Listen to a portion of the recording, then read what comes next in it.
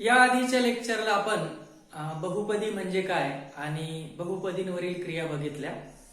आज आपण बघणार आहोत संश्लेषक भागाकार. बहुपदींच्या भागाकाराची ही एक सोपी पद्धत आहे, परंतु त्यासाठी तुमचा भाजक हा x अधिक a किंवा x वजा a या रूपातच असला पाहिजे, तरच आपण संश्लेषक भागाकार पद्धतीने भागाकार करू शकतो. सुरुवात करूया संश्लेषक भागाकार.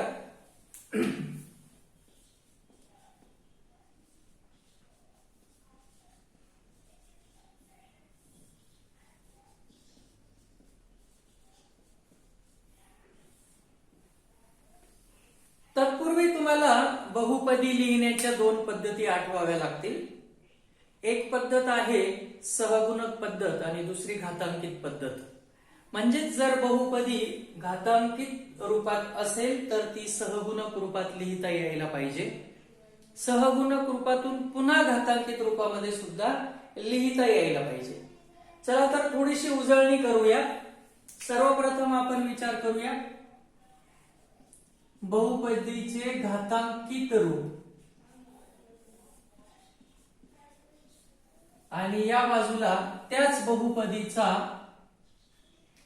बहुपदीचे सहगुणक रूप बघूया. सहगुणक रूप उदाहरणार्थ 3x वर्ग वजा 7x वजा 3 अशा घातांकित रूपातील बहुपदी जर आपल्याला सहगुणक रूपात लिहायची असेल तर बहुपदीची कोटी जर 2 असेल तर या बहुपदीमध्ये सहगुणक रूपात लिहिताना 3 पदे यायला पाहिजे. मग प्रत्यक्षात 1 2 3 पद आहेत का? तर आहेत. 1 2 3 जेवढी कोटी असते त्यापेक्षा एक पद जास्त असतं. उदाहरणार्थ या बहुपदीची कोटी जर 2 असेल तर या बहुपदीमध्ये 3 पद असायला हवी. मग तुम्ही ती मोजा. 1 2 3 आहेत. म्हणजेच या बहुपदीमध्ये कुठलाही घातांक हा लोप पावलेला नाही. मग अशा बहुपदीला सहगुणक रूपात मांडणं सोपं असतं. फक्त कंसात उतरत्या क्रमाने लिहिलेल्या घातांकाच्या उतरत्या क्रमाने लिहिलेल्या बहुपदीचे सहगुणक गोळा करा, म्हणजे त्यांची यादी करा आणि ती स्वल्प विरामाच्या साहाय्याने कंसामध्ये वेगळी करून मांडा. उदाहरणार्थ x वर्गचा सहगुणक 3 आहे, कॉमा x चा सहगुणक वजा 7 आहे. चिन्हाचा सुद्धा विचार करावा लागेल आणि स्थिर पद वजा 3. म्हणजेच घातांकित रूपात असलेली ही बहुपदी तुम्ही सहगुणक रूपात अशी मांडू शकता. 3 वजा 7 आणि वजा 3.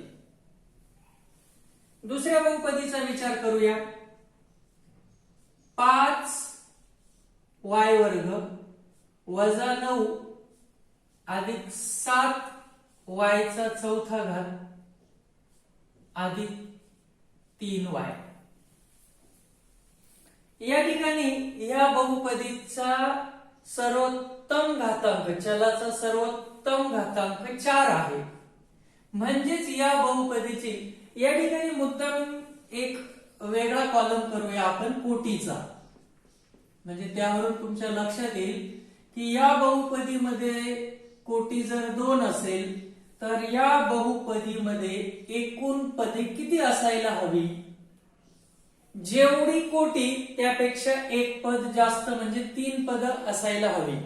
तर या बहुपदीमध्ये 1 2 3 पदे होती. या बहुपदीचा विचार करता तुमच्या असं लक्षात येईल की या बहुपदीची कोटी 4 आहे, म्हणजे हिच्यामध्ये एकूण 5 पदे असायला हवी. तर इथे 1 2 3 आणि 4च पद आहेत. म्हणजेच या बहुपदीमध्ये कुठल्या तरी एका घातांकाचं पद लोप पावलेलं आहे. मात्र सहगुणक रूपात लिहिताना कोणतं पद लोप पावलेलं आहे त्याचा सहगुणक 0 मांडून आपल्याला ती 5ही पद इथं लिहिणं आवश्यक असतं. शिवाय ही बहुपदी घातांकाच्या उतरत्या क्रमाने सुद्धा मांडलेली नाही. म्हणून सर्वप्रथम तुम्हाला या बहुपदीला घातांकाच्या उतरत्या क्रमाने मांडावं लागेल आणि शिवाय तिच्यामध्ये लोप पावलेलं पद सुद्धा टाकावं लागेल. सर्वात मोठा घातांक आहे 4, म्हणून 7y चा चौथा घात लिहूया. चौथ्या घातानंतर तिसऱ्या घाताचं पद या बहुपदीमध्ये दिसत नाही. म्हणजेच या बहुपदीच्या तिसऱ्या घाताचं पद लोप पावलेलं असेल तर त्याचा सहगुणक 0 टाकून त्या पदाला बहुपदीमध्ये मांडावं लागेल. तिसऱ्या घातांकानंतर दुसरा घात म्हणजेच अधिक 5y वर्ग येईल पुढे. नंतर स्थिर पद पहिल्या घातांकाचं पद म्हणजेच अधिक 3y येईल आणि शेवटी स्थिर पद वजा 9. आता बघा या बहुपदीमध्ये एकूण 5 पदे झाली. 1 2 3 4 आणि 5. आता तुम्ही या बहुपदीचे सहगुणक गोळा करू शकता. जसं इथे 7 आहे, कॉमा 0, कॉमा 5, कॉमा 3 आणि वजा 9. म्हणून सहगुणक पद्धतीने बहुपदी लिहिताना ती घातांकाच्या उतरत्या क्रमाने पाहिजे आणि सर्व चलाचे सर्व घातांक त्या बहुपदीमध्ये असले पाहिजे. जर एखादा घातांकाचं पद मूळ बहुपदीमध्ये लोप पावलेलं असेल, दिलेलं नसेल, तर आपण ते 0 सहगुणक घेऊन ते पद मांडलं पाहिजे, जेणेकरून सहगुणक रूपात बहुपदी मांडताना तो 0 सहगुणक कुठे आहे ते यायला पाहिजे. म्हणजेच पुन्हा सहगुणक रूपातून घातांकित रूपात मांडताना आपण या बहुपदीचं ज्या ठिकाणी 0 सहगुणक आहे त्या घातांकाचं पद मूळ बहुपदीमध्ये मांडणार नाही. म्हणून सहगुणक रूपात मांडताना काही ठिकाणी 0 सुद्धा येऊ शकतो. मग 0 येणं म्हणजेच त्या ठिकाणचा घातांक असलेल्या बहुपदीचं पद अस्तित्वात नाही हा अर्थ होतो. पुढच्या बहुपदीकडे वळूया. 7m चा 5वा घात वजा 3m वर्ग अधिक 1. आता या बहुपदीमध्ये कोटी 5 आहे, म्हणजेच या बहुपदीची एकूण पदे 6 असली पाहिजे. मग इथे तर 1 2 आणि 3च पद दिसतात, म्हणजे या ठिकाणी 3 पद लोप पावलेली आहे, दिलेली नाही. ते 3 पद आपल्याला मांडायची आहे. 7m चा 5वा घात, त्यानंतर चौथ्या घाताचं पद दिसत नाही, म्हणजे 0m चा चौथा घात. नंतर तिसरं पद नाहीये, म्हणजे 0m चा तिसरा घात. नंतर दुसरा घात दिलेला आहे वजा 3m वर्ग. नंतर एक घातांक असलेलं पद नाही, म्हणजे 0m आणि शेवटीचं स्थिर पद. अशा पद्धतीने या बहुपदीमध्ये 5वा, चौथा, तिसरा, दुसरा, पहिला आणि स्थिर पद अशी सर्व घातांकाची पद आता मी मांडली. मग सहगुणक रूपात मांडताना हे सहगुणक फक्त गोळा करा क्रमाक्रमाने. मग सुरुवातीला येईल 7, त्यानंतर 0, त्यापुढे पुन्हा 0, नंतर वजा 3, त्यापुढे 0 आणि शेवटी 1. अशा पद्धतीने ही बहुपदी सहगुणक रूपात मांडताना फक्त 7 वजा 3 किंवा 1 एवढंच गोळा करायचं नाहीये, तर घातांकाची कोटी, त्या बहुपदीची कोटी, घातांकाचं सर्वोच्च पद काय आहे त्यानुसार त्यात किती पद येतील तेवढे अंक इथे आपल्याला दिसले पाहिजे. आता या उलट जाऊया की एखाद्या बहुपदीला जर सहगुणक रूपात दिलेलं असेल तर पुन्हा तिला घातांकित रूपात कसं मांडायचं. जसं 3 वजा 5 2 1 7 अशा रूपात जर आपल्याला बहुपदी सहगुणक रूपात दिलेली असेल आणि चल x वापरून ही बहुपदी लिहायची असेल तर यामध्ये 1 2 3 4 5 पद असतील. जर या बहुपदीमध्ये 5 पद असतील तर तिची कोटी 4 असली पाहिजे. आता इथे उलटा विचार करावा लागेल. कोटीवरून पदे काढताना कोटीपेक्षा पद एकने जास्त असतं आणि पदांवरून कोटी काढताना कोटी ही पदांपेक्षा एकने कमी असते. या बहुपदीमध्ये आपल्याला एकूण 5 पदे दिसतात, म्हणजेच चलाचा घातांक 4 ने सुरू व्हायला पाहिजे. मग या ठिकाणी सहगुणक 3 आहे, x चा कितवा घात येईल? चौथा. नंतर सहगुणक -5 आहे, त्यापुढे x चा तिसरा घात. नंतर सहगुणक 2 आहे म्हणजे +2 x चा दुसरा घात.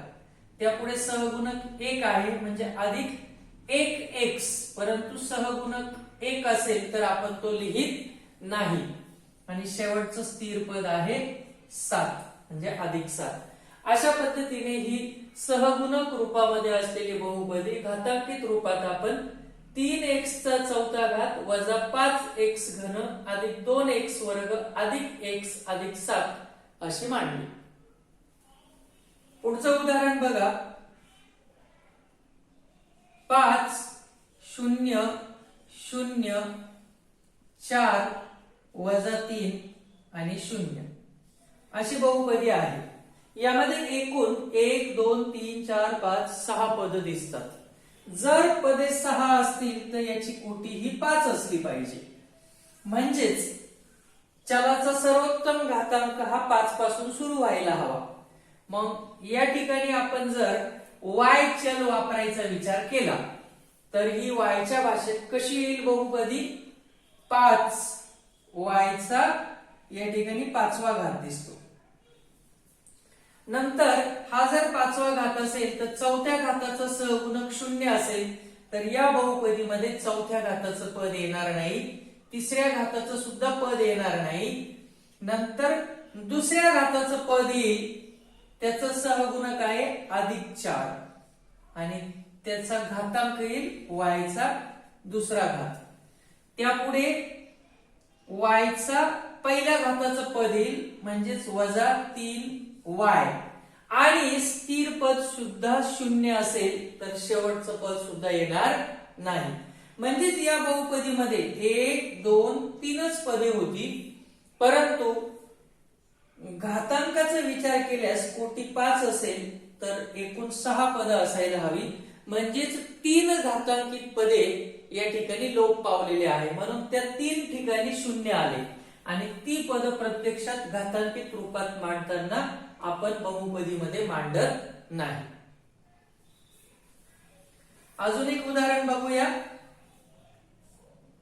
4 0 0 0 0 0 0 वजा 5.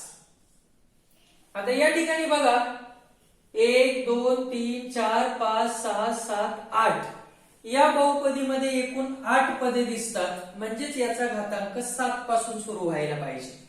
जर या बहुपदीला आपण चल m वापरलं तर या ठिकाणी m चा कितवा घातांक येईल? 7वा. परंतु सहगुणक अगोदर लिहिला गेला पाहिजे जो 4 दिलेला आहे, म्हणून 4m चा 7वा घात. त्यानंतर 6वा 5वा 4था 3रा दुसरा आणि पहिला हे पद येणार नाही, कारण त्या ठिकाणी सहगुणक 0 दिलेले आहे. म्हणजे शेवटचं स्थिर पद येईल फक्त -5. अशा पद्धतीने या बहुपदीची कोटी 7 होती, म्हणून तिच्यात एकूण 8 पदे यायला पाहिजे होती, म्हणून या ठिकाणी ते 8 पद मांडलेली आहेत. म्हणजे जर तुम्हाला संश्लेषक भागाकार यायला हवा असं वाटत असेल तर तुम्हाला बहुपदी घातांकित रूपातून सहगुणक रूपात आणि पुन्हा सहगुणक रूपातून घातांकित रूपात मांडता यायला पाहिजे. याचं कारण असं की संश्लेषक भागाकार करण्यासाठी आपल्याला दिलेली बहुपदी घातांकित रूपातून प्रथम सहगुणक रूपात मांडून मग भागाकार करावा लागतो. म्हणजेच तुम्हाला घातांकित रूपातून सहगुणक रूपात मांडता यायला पाहिजे. नंतर भागाकार केल्यावर येणारं उत्तर हे सहगुणक रूपात मिळतं, त्याला पुन्हा घातांकित रूपात मांडता यायला पाहिजे. म्हणून संश्लेषक भागाकार येण्यासाठी घातांकित रूपातील बहुपदी सहगुणक रूपात आणि सहगुणक रूपातील बहुपदी पुन्हा घातांकित रूपात मांडता येणं आवश्यक आहे. तर तुम्हाला समजलं असेल असं गृहीत धरून आपण संश्लेषक भागाकाराकडे वळूया.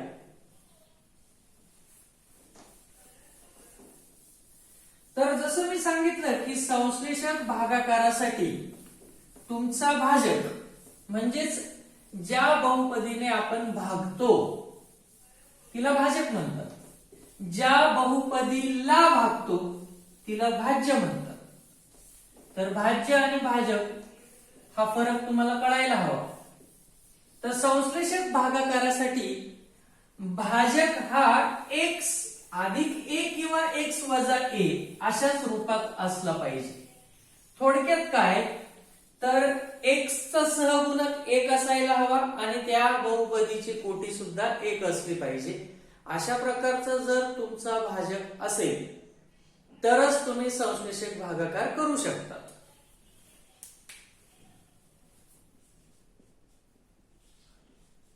संश्लेषक भागाकार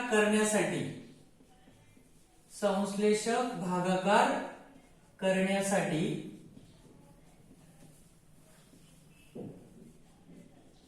भाजक x अधिक a किंवा x वजा a येथे a हा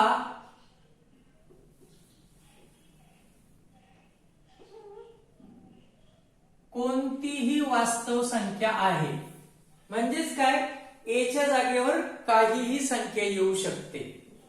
1 येऊ शकते, 5 येऊ शकते, 7 येऊ शकते, वजा 1 येऊ शकते, वजा 5 येऊ शकते, वजा 7 येऊ शकते, 2/3, 7/11, वजा 2/3, वजा 7/11, करणी चिन्हात 5, वजा करणी चिन्हात 17 यापैकी a च्या जागेवर काहीही येऊ शकतं. मात्र x चा सहगुणक हा एकच असला पाहिजे, त्याचा घातांक सुद्धा 1 असला पाहिजे.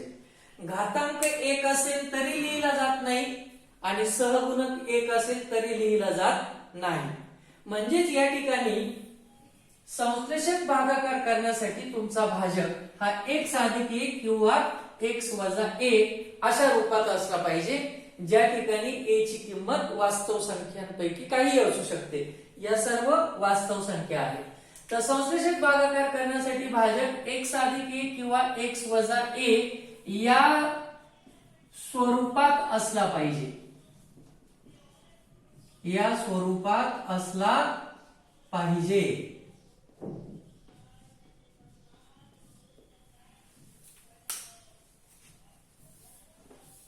या ठिकाणी मी काही भाजक लिहितो.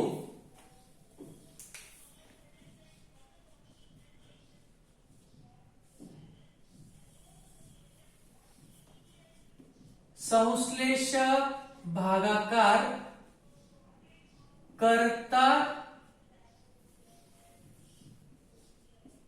येईल किंवा नाही हे तुम्ही सांगायचं. जर येईल असं वाटलं तर बरोबरचं चिन्ह करूया, येणार नाही असं वाटलं तर चुकीची खूण करूया. तर या संश्लेषक भागाकार करण्यासाठी भाजक x अधिक a किंवा x वजा a जेथे a ची किंमत वास्तव संख्येतून असली पाहिजे या स्वरूपात असला पाहिजे. या वाक्याचा अर्थ आपण उदाहरणाद्वारे समजावून घेऊया.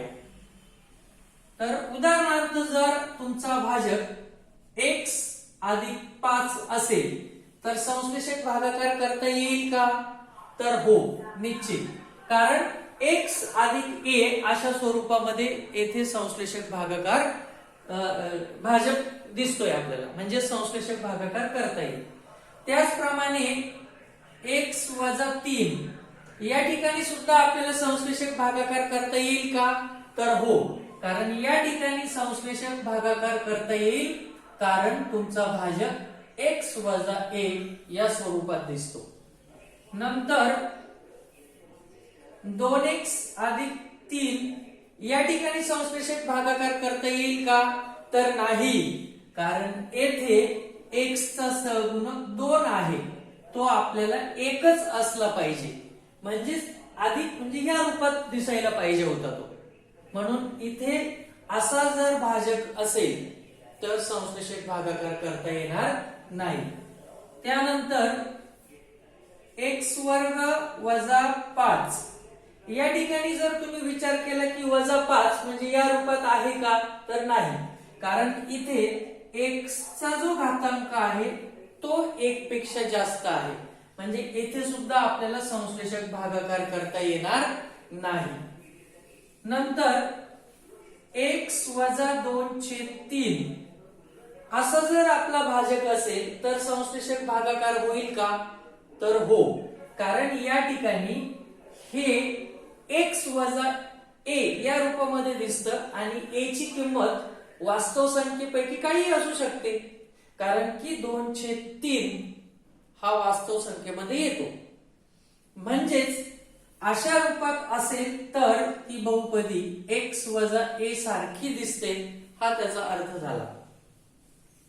नंतर x अधिक करणे चिन्हात 7 अशा रूपात असेल तरी सुद्धा संश्लेषक भागाकार होतो, कारण ही बहुपदी x अधिक a या रूपात आहे आणि जेथे a ची किंमत करणे चिन्हात 7 म्हणजेच वास्तव संख्येपैकी आहे.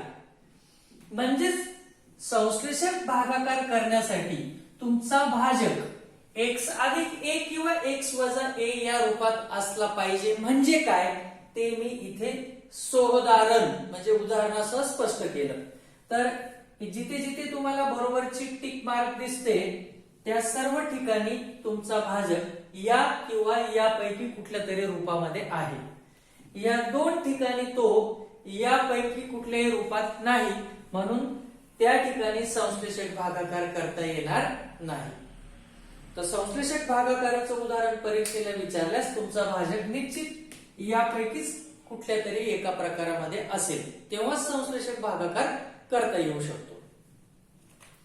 तर संश्लेषक भागाकार कधी होतो हे कळलं असेल तर आपण प्रत्यक्ष संश्लेषक भागाकार कसा करतात ते बघूया. तर संश्लेषक भागाकार हा विशिष्ट पद्धतीच्या मांडणीने करता येतो. त्यासाठीच्या पायऱ्या तुम्हाला लक्षात ठेवाव्या लागतील. त्या लक्षात ठेवण्यासाठी तुम्हाला संश्लेषक भागाकाराची खूप सारी उदाहरणे सोडवावी लागतील, कारण सरावातूनच त्याच्या पायऱ्या आपल्या लक्षात राहतात. संश्लेषक भागाकार करण्यासाठी p ऑफ x हा तुमचा भाज्य आहे, म्हणजे ही एक बहुपदी आहे जिला भाग देणार आहात तुम्ही, आणि ज्या बहुपदीला आपण भाग देतो तिला भाज्य असं म्हणतात. भागिले x अधिक a अशा रूपात जर तुमची बहुपदी असेल तर याला आपण भाजक म्हणतो, कारण तुम्ही याने भाग देणार आहात. अशा वेळेला तुम्हाला या p ऑफ x म्हणजेच भाज्य या बहुपदीला सर्वप्रथम सहगुणक रूपात मांडावं लागेल. सहगुणक रूपात मांडा ही तुमची पहिली पायरी असली पाहिजे. संश्लेषक भागाकार करताना जो भाज्य असेल तो सहगुणक रूपात तुम्हाला मांडावा लागेल. त्यानंतर विशिष्ट प्रकारची मांडणी करावी लागते, ज्यामध्ये 3 ओळी असल्या पाहिजे. या ठिकाणी जे अंक आपण मांडणार आहोत ती तुमची पहिली ओळ.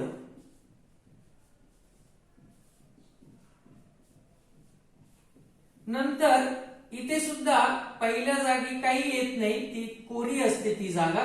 त्यापुढे मात्र काही ना काहीतरी येईल, ती तुमची दुसरी ओळ असली पाहिजे.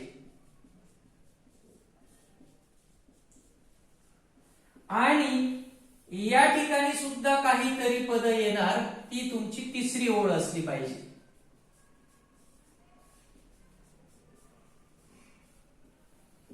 यानंतर समासाच्या या ठिकाणी काहीतरी येणार असतं, त्याला आपण भाजक तुमचा जो असेल त्यावरून मांडत असतो.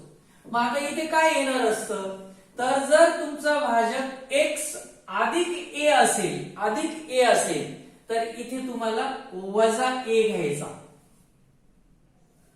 आणि जर तुमचा भाजक x वजा a असेल तर त्यावेळेला तुम्हाला फक्त a घ्यायचा आहे.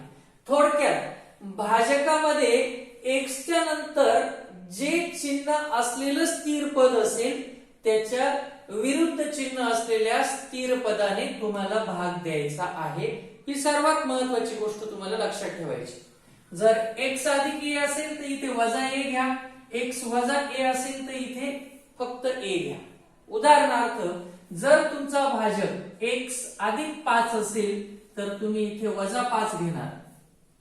जर तुमचा भाजक x वजा 5 असेल तर इथे तुम्ही फक्त 5 घेणार. म्हणजेच अधिक 5 असेल तर इथे वजा 5 घ्यायचा, वजा 5 असेल तर अधिक 5 म्हणजे फक्त 5 घ्यायचं. आणि पहिल्या ओळीमध्ये तुम्ही भाज्याचं जे सहगुणक रूपात मांडलेलं असतं ते सहगुणक रूप लिहायचं. सहगुणक रूप कोणाचं? भाज्याचं. नंतर या ठिकाणी काय येणार आणि या ठिकाणी काय येणार ते आपण प्रत्यक्ष भागाकार करताना बघूया. तर या ठिकाणी शेवटी येणाऱ्या उत्तराला आपण बाकी असं म्हणतो आणि या ठिकाणी शेवटचं पद सोडून उरलेल्या ठिकाणी येणाऱ्या उत्तराला आपण भागाकार असं म्हणतो. मात्र हा भागाकार तुम्हाला सहगुणक रूपात मिळतो, त्याला पुन्हा तुम्हाला घातांकित रूपात मांडावं लागेल. हा जो इथे भागाकार मिळतो त्याला सहगुणक रूपातून घातांकित रूपात तुम्हाला मांडावं लागेल. तर ह्या सर्वसाधारणपणे पायऱ्या झाल्या संश्लेषक भागाकाराच्या. आता अशा पद्धतीने कोणालाही पायऱ्या लक्षात येणं अवघड आहे. जोपर्यंत आपण प्रत्यक्ष उदाहरण बघत नाही तोपर्यंत तुम्हाला ह्या पायऱ्यांचा अर्थ कळणार नाही. परंतु कशा पद्धतीने मांडणी आहे, काय पायऱ्या आहेत हे मी तुम्हाला सर्वप्रथम समजावलं. आता आपण एक उदाहरण घेऊया आणि या पायऱ्यांचा अर्थ काय होतो ते समजावून घेऊ.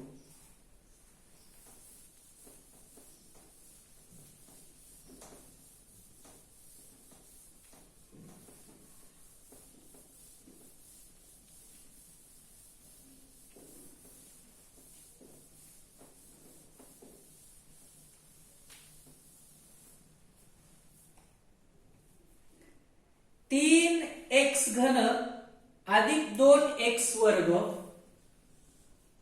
3x घन अधिक 2x वर्ग वजा 1 ला x अधिक 2 ने संश्लेषक पद्धतीने भागा.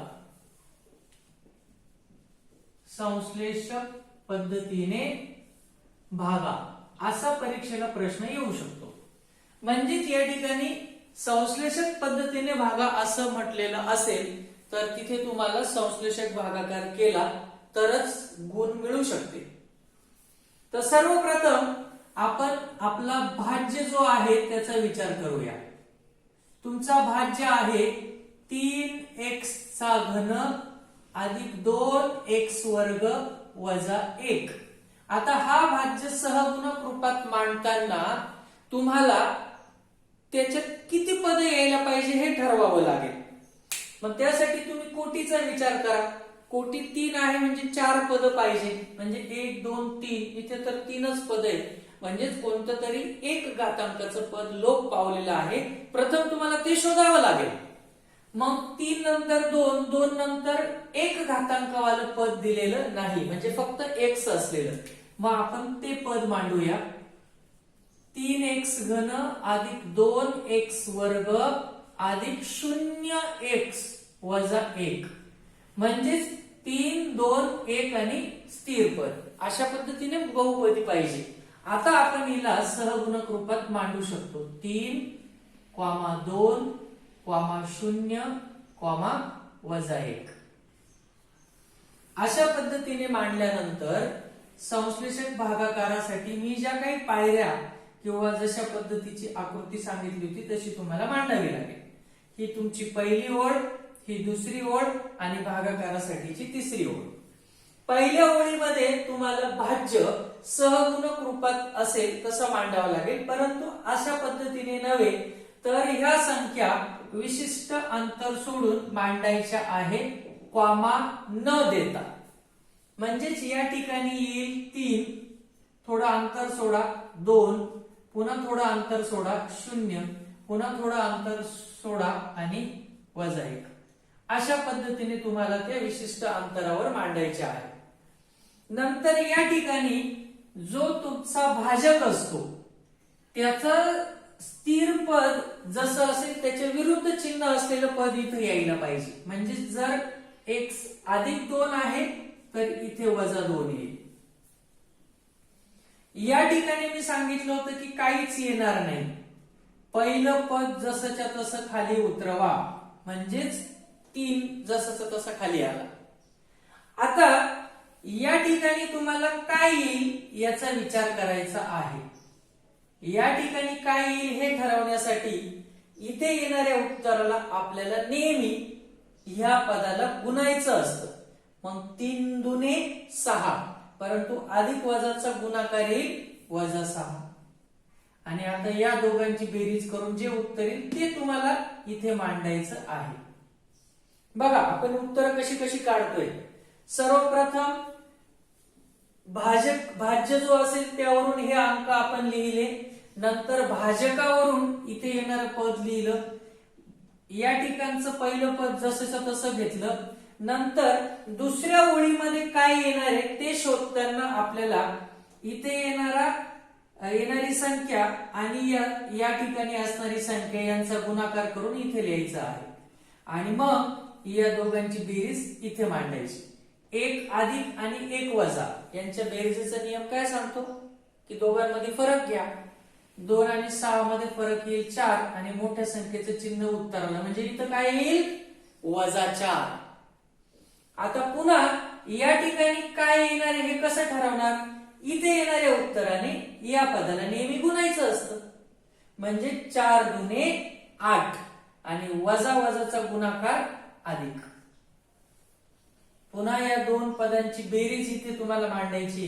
0 आणि 8 ची बेरीज येईल 8. पुन्हा या ठिकाणी येणाऱ्या संख्येने या ठिकाणच्या संख्येला गुणल्यावर तुम्हाला इथे येणारं उत्तर मिळेल.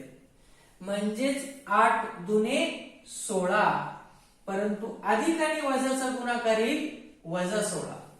आणि या दोघांची बेरीज इथे मांडायची. दोघही ऋण संख्येची बेरीज नेहमी ऋण असते आणि संख्येची बेरीज होऊन जाते, म्हणजेच -17. आता या ठिकाणी हे सगळे चौकोन मी काढून टाकतो, ते समजवण्यासाठी मी वापरले होते.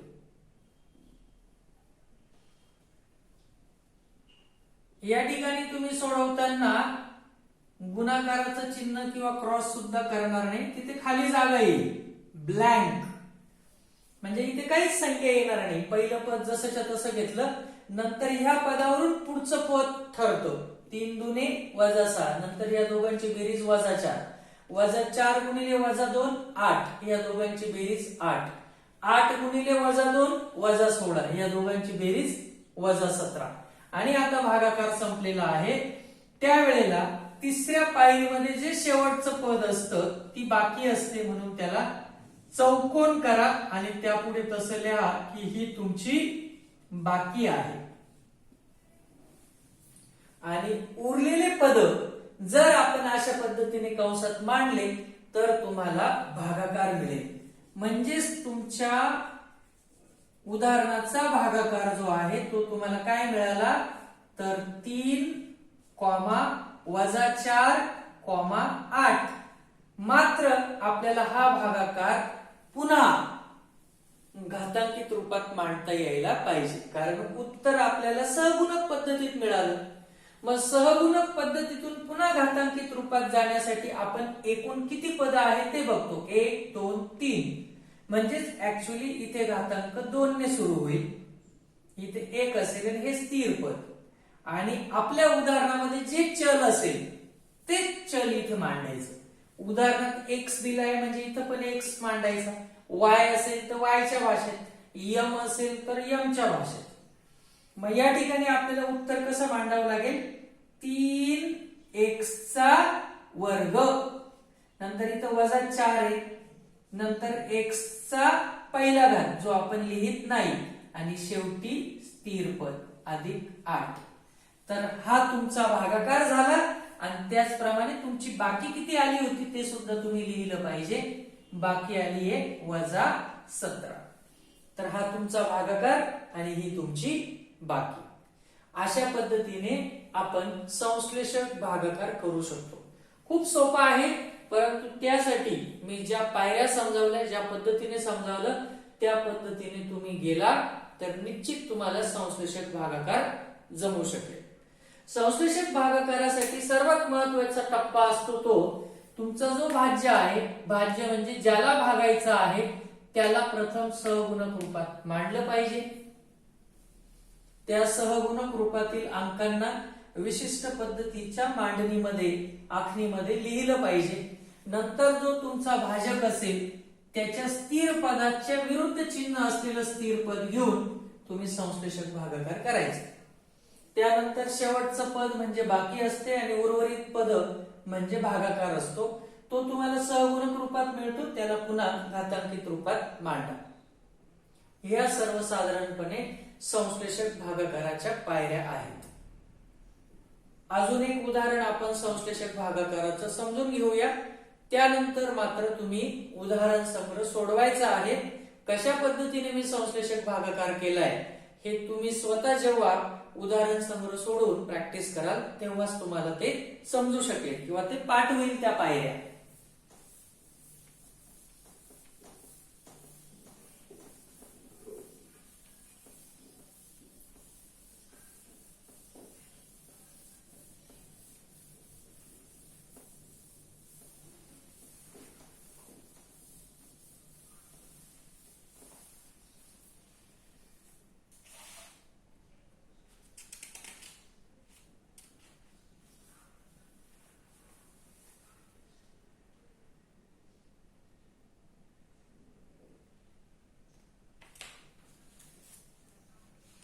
दोन वायचा चौथा घात वजा 3y वर्ग अधिक 5y वजा 4. दुसरं उदाहरण बघतोय आपण. 2y चा चौथा घात वजा 3y वर्ग, y चा घन दिलेला आहे, अधिक 5y वजा 4 या बहुपदीला तुम्हाला भागायचं आहे y वजा 1 ने. y वजा 1 ने. तर बघूया कशा पद्धतीने भागाकार करू शकतो. आपल्या पायऱ्या होत्या की सर्वप्रथम आपल्याला भाज्य जो दिलेला असेल त्याला सहगुणक रूपात मांडायचा आहे. मग या ठिकाणी आपला भाज्य जो आहे त्याचा सर्वोच्च घातांक 5 दिसतो, 4 दिसतो. म्हणजे यामध्ये एकूण 5 पदे यायला पाहिजे. तर इथे 1 2 3 4च दिसतात. तो कोणतं पद दिलेलं नाहीये ते तुम्ही ठरवा. 4 3 2 वालं पद या ठिकाणी लोप पावलेलं दिसतं. म्हणजेच तुम्ही मांडताना तसं मांडा. 2y चा चौथा घात वजा 3y चा तिसरा घात. तिसऱ्या घातानंतर दुसरा घात नव्हता ना, म्हणून तुम्ही 0y वर्ग मांडा. नंतर अधिक 5y वजा 4. म्हणजेच तुमचा भाज्य सहगुणक रूपातील 2, वजा 3, 0, 5, वजा 4. आणि आता आपण संश्लेषक भागाकारासाठी त्या प्रकारची मांडणी करूया. येथे पहिल्या ओळीमध्ये तुमचा सहगुणक रूपातील भाज्य असला पाहिजे. जसे की इथे 2 वजा 3 0 5 आणि वजा 4. हा मांडताना कॉमा करायची गरज नाही, विशिष्ट अंतरावर मांडा.